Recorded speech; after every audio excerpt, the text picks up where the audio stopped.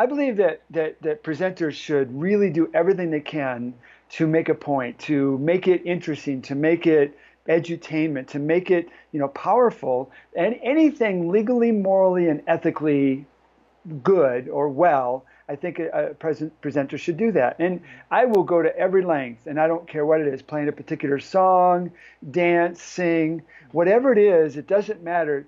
The important thing is to get that message across in the most powerful way.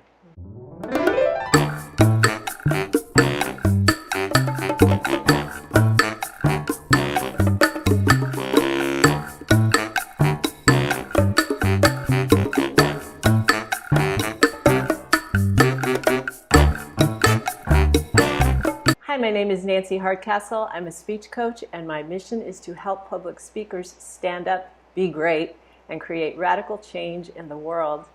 Today, I'm talking to Russell Strand. Hi, Russell. Good to see you. Hi, Nancy. Good to see you too.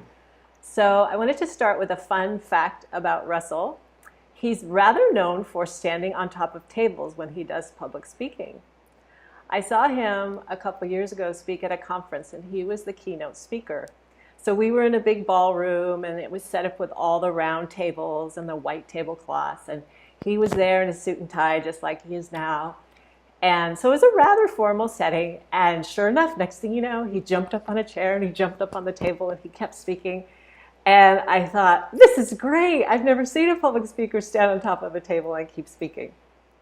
And then I kept wondering two things. One in particular was, is he going to get in trouble for leaving black footprints all over those white tablecloths? And the second thing was, I was really wondering what's going through his mind right now. What's his specific motivation for jumping on top of the table? And so I'm actually very excited to be able to hear from Russell about this. Well, thank you, Nancy. That is something that I started doing several years ago. And I think the first time I ever did it, I was showing a video about masculinity, not very nice masculinity, very toxic masculinity. And one of the video clips had some guy going, like, And so I thought, well, why don't I just do that? And so I jumped up on the table and went, and just kind of scared everybody. It wasn't intending to scare everybody, but just to kind of emphasize that point. And since that time, there's several presentations that I really feel compelled to emphasize a point so much that I just really want to get on the tables. Now, do I get in trouble for leaving black footprints? Not yet. And most of the tablecloths are white, but I have had occasion twice now where the table has actually come down while I'm on it. So Yeah. I'm learning how to surf tables too, because it's not just getting up; it's also getting down in a very wonderful fashion. And I actually broke my foot one time, No. falling off of a table. But I'm not going to let that disappoint me or anything like that. So, but it's not just for effect; it's for memory. It's to help people remember two things. One is that this is an important point. This is a very important point. And number two, I think people need to have emotion connected.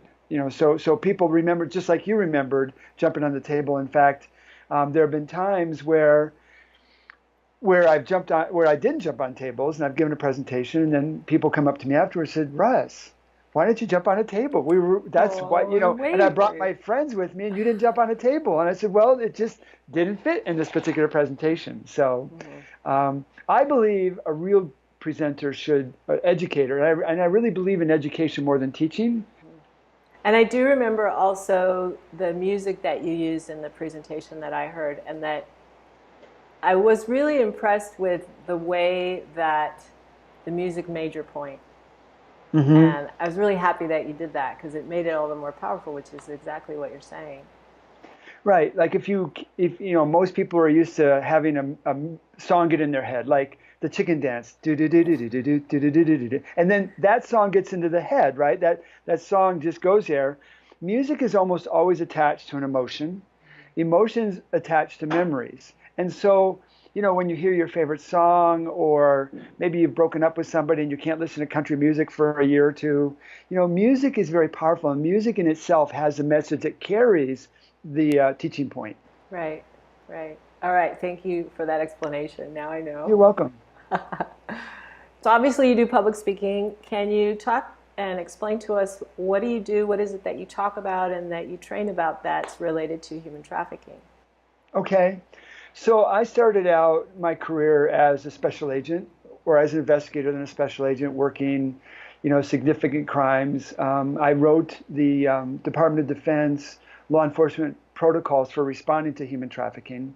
And I got real interested in this because human trafficking really is connected in many forms. There's domestic violence, there's rape, there's sexual assault, there's physical abuse, there's fraud, there's extortion, there's kidnapping. I mean, just about any crime that you could actually put into a crime or a person, that's what it is. So it was a real natural fit after I was teaching for several years on sexual assault and domestic violence and child abuse, because as you know, many trafficking victims are children. After teaching those topics for several years, it was just a natural fit for me to really get more involved in understanding human trafficking victims, understanding human trafficking perpetrators, the Johns. I mean, it's a very complex crime. I mean, it's not just your typical crime like a bank robbery. That's fairly simple. But these are very complex in every aspect. And so as I was working through my career, learning how to interview children, learning how to interview adults, learning how to really respond to trauma, human trafficking fit right in because it really encapsulates the majority, if not all of these crimes, unfortunately, even at once with the same victim. Yes. Could you just go into a little bit more detail, perhaps, on one of the ways that it's so complicated? Okay. So most people, I believe a lot of trafficking begins with domestic abuse. So people get lured in for hope of reward or a relationship. Maybe they have a family for the first time or the feeling of a family for the first time or a relationship that really gets to them because a lot of the folks that commit these crimes are very good at manipulation, at using emotion, using, those things. First of all, they find out from the victim what their needs are, where their background is, what their frustrations are, and they meet those. And so they first of all, for many times, not all, but they gain that trust, they gain that connection, they gain that love, and then they start abusing that. To me, that's your classic abuse situation, whether it's child abuse or adult domestic violence, because they groom the victims the same way. And so then once that starts, then there's extortion, there's promises broken, there's threats of life or threats of death, rape, torture, kidnapping, holding against, one's will. And so it's really, really complicated.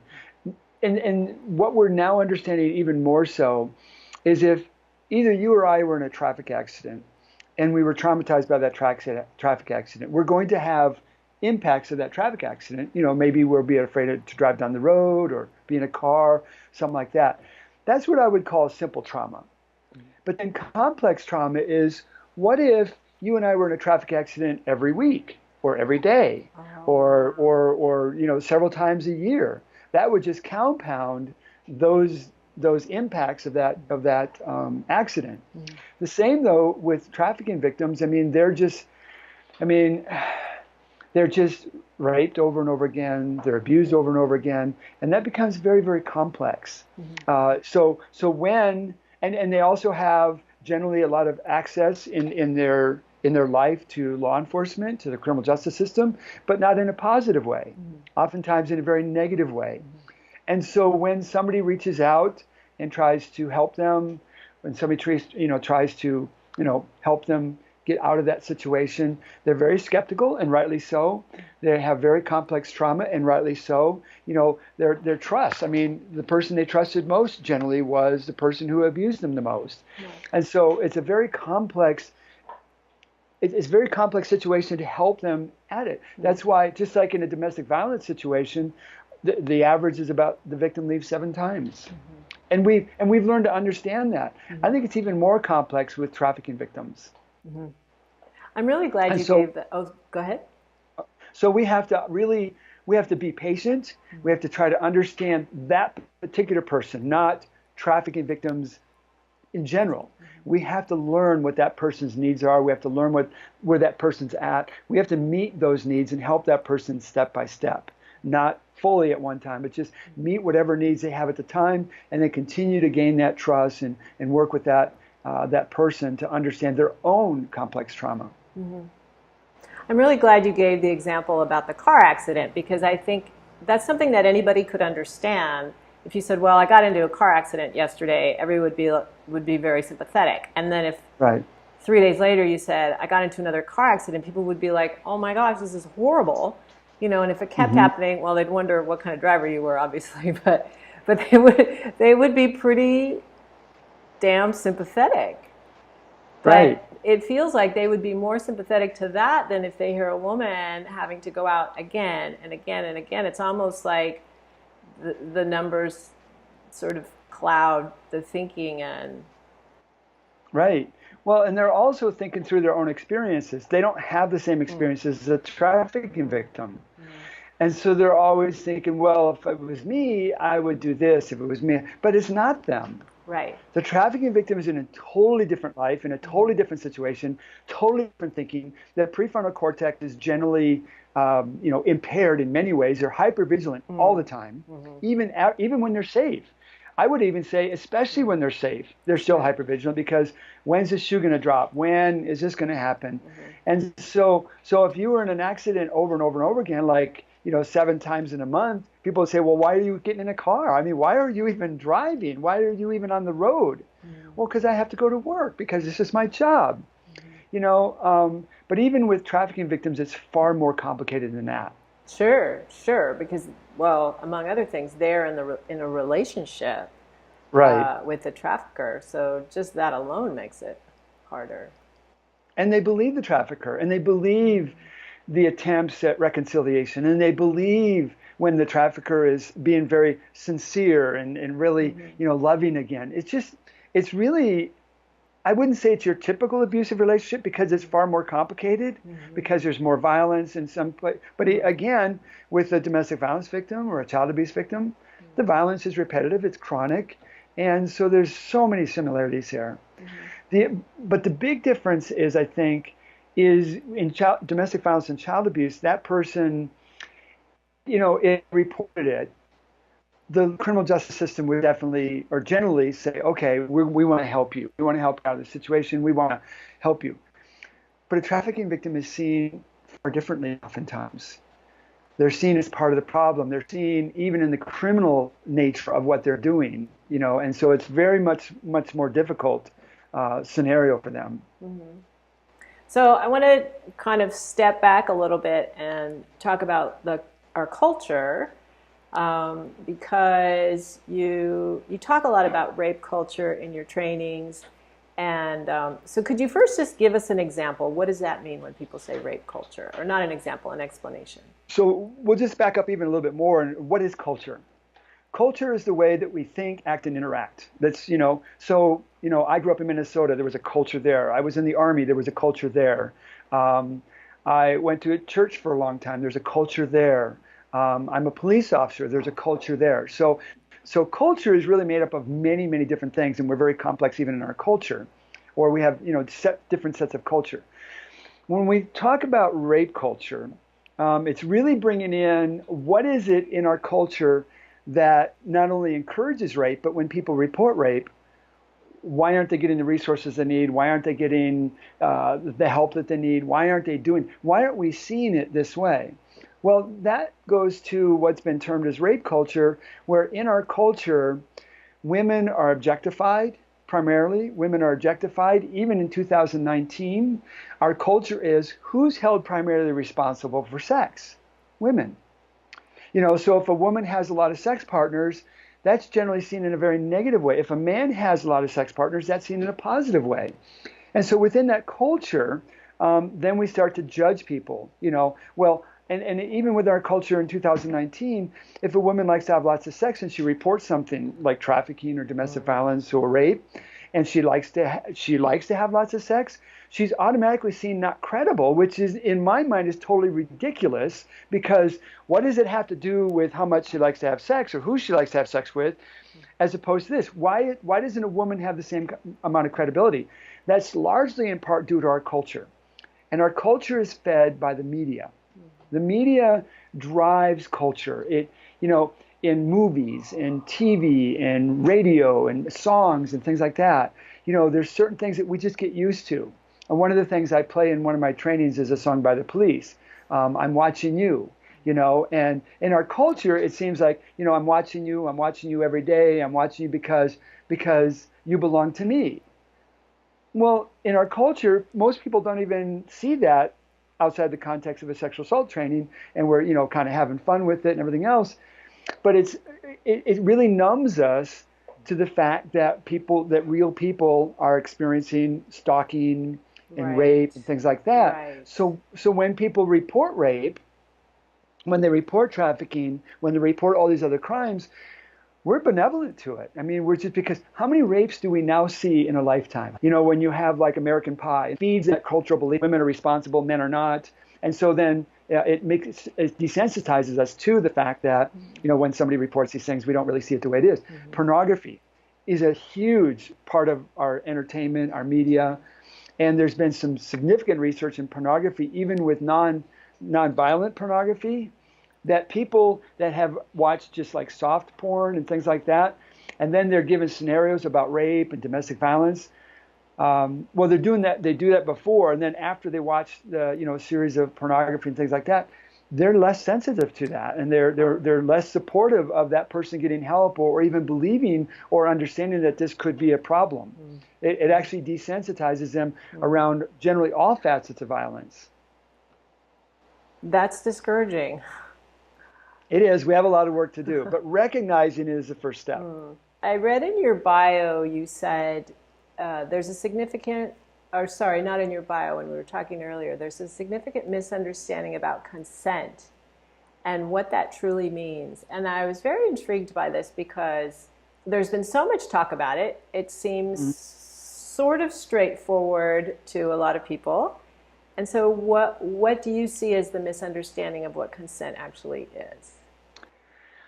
I think primarily consent is taught only generally in sexual situations, where we know consent in a far broader sense. We know consent should be in everyday life. Like if you have a pencil I want to borrow, I should ask you for the pencil.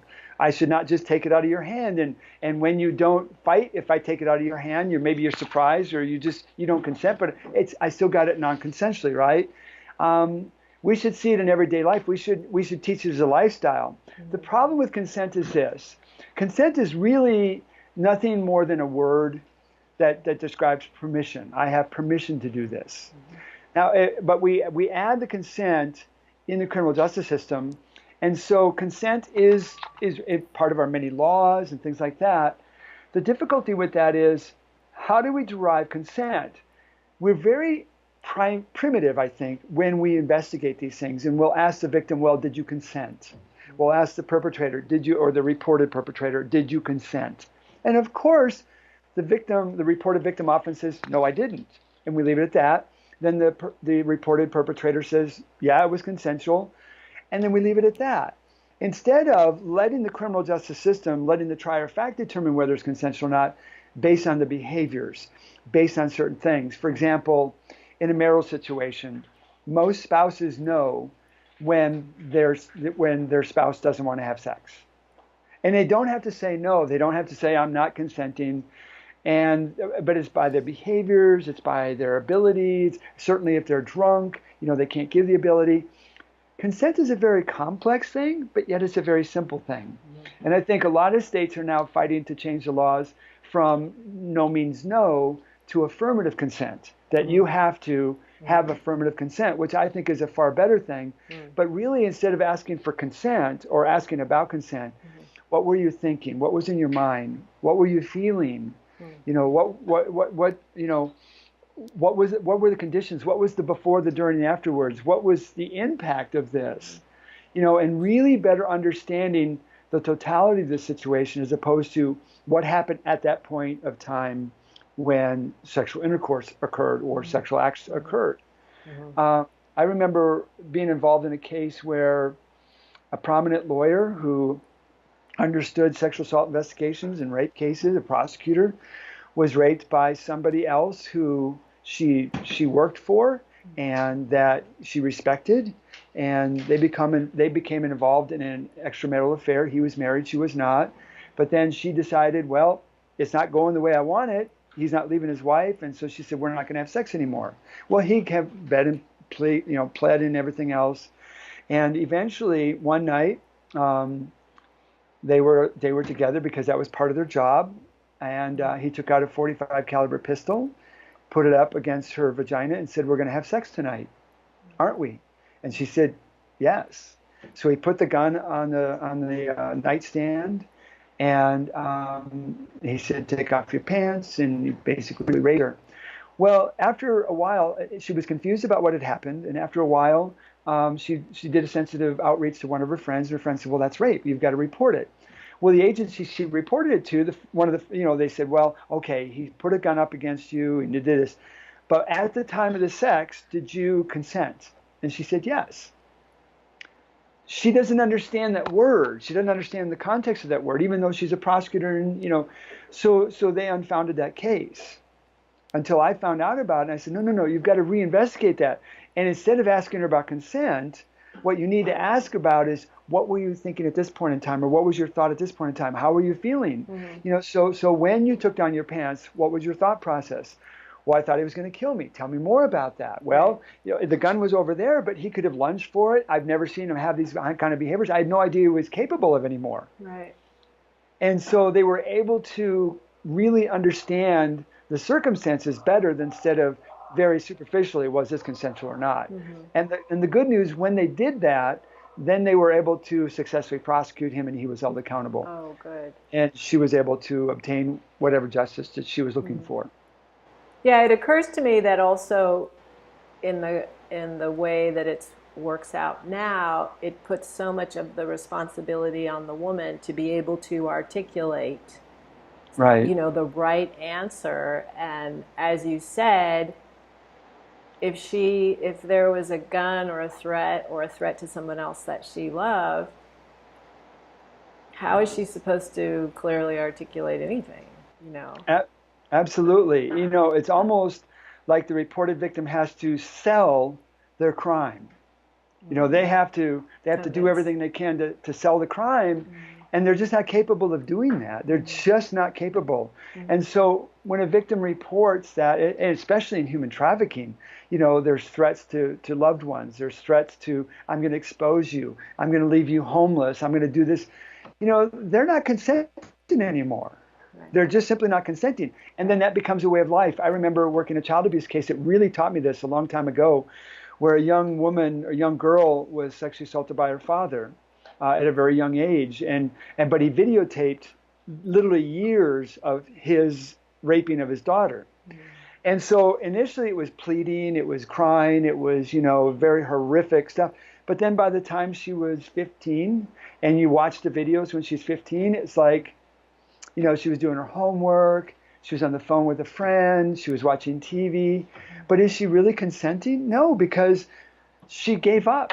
She gave up. It's no longer consent. First of all, she wasn't legally allowed to consent, but even if she was, what is that mindset? What is really going on? What is the impact of that series of criminal actions done to her?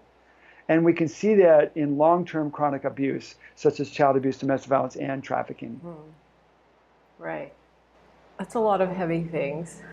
It is. I want to step back again and go back to the public speaking aspect, because I think also this is a little hopeful for people who are watching. And I want you to talk about what we talked about a little bit earlier in terms of reading the room and what you're hoping to express when you're speaking.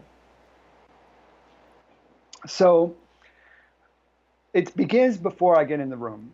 I believe that presentations are an art form. I believe that to put together a powerful presentation, you've got to have music, you've got to have humor, You've got to have reality, and sometimes that reality is very heavy sadness, right? We want to bring the emotions in from both ends of the spectrum, from humor to sadness to, very difficult situations. So I work very hard at creating what I consider an art form of the presentation. I tend to not use as many words as many people. I like to use lots of pictures, a lot of music, a lot of videos. And so I'm very well prepared, and I feel my way through that art form just like an artist does when they paint a picture. So then when I enter the room, I really set my mind to, I'm going to do the best presentation I've ever done. That I know that there's going to be perpetrators in the room. I know there's going to be victims in the room. I know there's going to be other people. And I know there's going to be people who've never been exposed to this. And so as I'm presenting, as I'm warming up, as I'm beginning everything else, I'm literally doing everything I can to connect with the people that are there, to literally connect with them emotionally, to connect with them and watch their facial expressions, watch their body language, kind of work with the room just like I would during an interview, meeting the person, meeting the people where they're at. And so as the presentation continues, I feed off the energy just like any other entertainer because I believe in edutainment. I believe that this is, in order to educate, you've also got to have entertainment in there to make it real and for people to remember. Sure. So I'm reading the room like a comedian would, and just trying to do my best. And of course, it's filled with a lot of misinterpretation sometimes, everything else. But you can really sense things oftentimes with the content, and then I will adjust the content. I'll adjust my mannerisms. I'll adjust my activity level. I'll adjust my voice. I'll adjust as I'm going along to make this the best presentation for that particular audience, as an artist, as a performer. And it's more than a performance because I want to educate. I want to get the points across. But I believe the most effective way to do that is to perform, is to provide that edutainment. I understand. So I find this really helpful because I'm really a big believer in being in your lane and that everyone has these giftings. And if you want to, no matter what your gifting is, you can use it to help fight human trafficking. And so you really, you just explained part of your gifting is to be able to feel what's going on and to be able to respond to that. And it's really obvious that that's what's happening. I could feel that when you were speaking. We're almost out of time. So before I wrap us up, I wanted to ask you, should I send people to strandsquared.com if they want to get in touch with you? Is that okay? Sure. They can put that in the notes. Yeah, they can go to www.strandsquared.com. They can email me at russellstrand@russellstrand.com, russell.strand@gmail.com, any one of those things. We also have a Facebook page called Strand Squared. You can meet us there and you can contact us.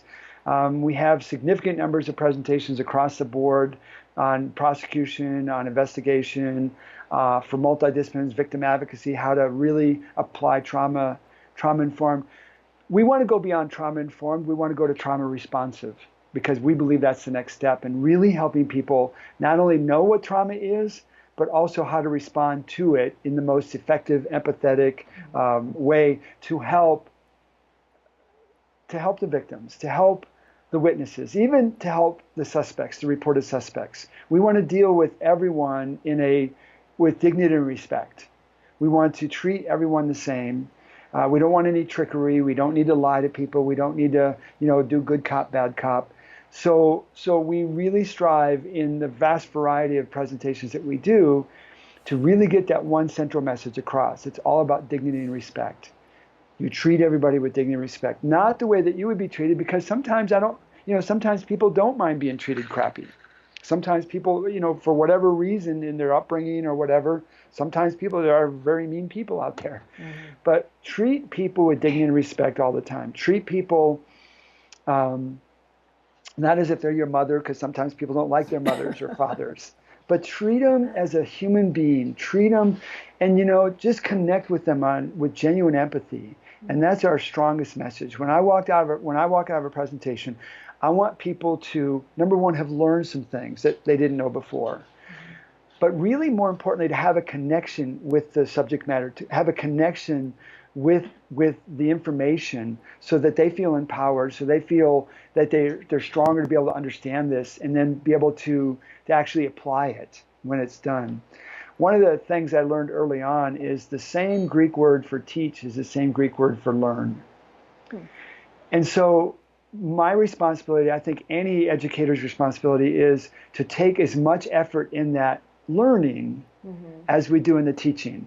And certainly the participants have a responsibility to learn, but also they also teach me. I want to learn from every presentation I do. And so during the presentation, I learn because I do ask a lot of questions. I'll ask people to raise their hand. I'll ask them to comment. I'll get their insights on what I'm doing. So I'm actually learning from them. And then certainly after presentations, I learn a lot because people will come up and give me feedback. They'll share their own experiences. And I'm just learning because I think we should all be lifelong learners. I love learning. I love constructive criticism. I even love non-constructive criticism because we can learn from that. But there's more that we don't know than what we do know, and that's one of my life mantras. And so and we have to act like that. But the other thing is really we have to change. We have so much to change. The status quo has to change. Our law enforcement agencies have to change. And I say that out of respect. Our prosecution, our court systems have to be more trauma responsive. Our victim advocates, everybody working together, we have to get out of silos. We have to get out of our silos and support each other because oftentimes it's the same perpetrator for domestic violence, child abuse, trafficking, and everything else. So we have to be able to open up. So one of the other mantras I have, and I got this off of a fortune cookie. After I learned that the prevalence rates for certain categories of crimes haven't changed in 40 years. For certain what kind of crimes? Certain categories of crime like child abuse, domestic violence, and rape have not changed in 40 years. So I went to a Chinese restaurant, and I was very frustrated after looking at the research. And I got a fortune cookie, and the fortune cookie said, if we do not change our direction, we're likely to end up where we're headed. And to me, we can't continue the same. That just screams to me that we've got to find new ways of doing things. We've got to educate people about these new ways. But it's not enough. We actually have to literally change. We have to change our thought process. We have to change the way we're doing things because we can't, 40 years from now, have the same prevalence rates. We have to make a difference. We are in charge in our lifetimes of doing everything we can to leave this world a better place. But the only way we can do that is to bring change. And the only people that embrace change are babies with a dirty diaper. And they fight it. So we have to bring change in a way that they can receive it without being egotistical, without feeling they were offended, without feeling they were being attacked. Right. And so that's why the art is really important, to make sure that that I know where they're at and not push them too much, but push them enough. Well, and also I think having at the base of it respect. Yes, because absolute if respect. you genuinely are respecting the people that you're talking to, they're going to feel that and they're going to be more open and receptive. Which is why I often use self-deprecating humor and self-deprecating stories about me. Because the things that I am now teaching, I have done every one of them. When I talk about how not to treat a victim, when I talk about how not to treat a suspect, when I talk about how not to treat a witness or how not to investigate a case, I've done all of that. And so the only thing that I share that with people so that they understand this is not about you, it's not about me. Right. It's about getting our ego out of the way, learning new things, and moving forward. Just like CPR. I was trained how to do CPR. I've done CPR on people, but now it's different. We don't do breaths anymore. You just do compressions. Does that mean we messed up with breaths? No. It's just that the science taught us a new way of doing things. Right. Just like neuroscience is now teaching us a new way of doing things. Right. And we have to understand the science and apply the science, and we'll be different. Right. So, on that note, I'm going to wrap us up here. Thank you so much, Russ. Really, this was informative and encouraging, and I learned a lot. Well, thank you, Nancy. And I appreciate you doing this series as well. I really appreciate you getting this information out because I do believe it's very helpful. So I really appreciate you and what you're doing. And the last thing I'll leave is when somebody has the honor to educate somebody else, get yourself out of the way and just be genuine. Just be true to what you believe and connect with that other person, with that audience, with that group of people, and that's where change occurs. Yay. All Thank you, right. Nancy. Thank you. Bye bye, All right. Russ. Bye-bye.